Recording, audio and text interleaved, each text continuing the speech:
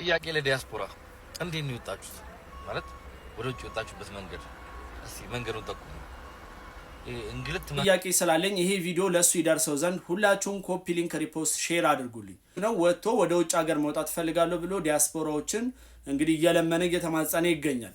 ከኢትዮጵያ ለመውጣት የሁላችንም ምኞት ነው። ነገር ግን ለየት የሚያደርገው የሰራቸው ማስታወቂያዎች መካከል ወደ ውጭ ሀገር የሚልኩ ኤጀንሲዎች ወይም ደግሞ የጉዞ ምናምን እንደዚህ የሚባሉ ድርጅቶች አሉ። ወደ ውጭ ሀገር መሄድ ትችላላችሁ ለትምህርትም ለስራም ብሎ የሰራቸው ብዙ ማስታወቂያዎች አሉ። ታዲያ እነሱ እያሉ ነው ወይ ዛሬ ወጥተ ዲያስፖራውን እየለመንክ ያለው? እነሱ እውነተኛ ከሆኑ ወጥተ ዲያስፖራውን መለመን አይጠበቅብም ነበር እንደኔ ማለት ነው። ምክንያቱም በነዛ መሄድ ትችል ነበር። ህጋዊ ቢሆኑ እውነተኛ ቢሆኑ ብታምንባቸው ኖሮ ትሄድ ነበር። አሁን ደግሞ መጥተ ዲያስፖራውን እየጠየቅ ከሆነ እነዛን ድርጅቶች አላመንክባቸውም ማለት ነው።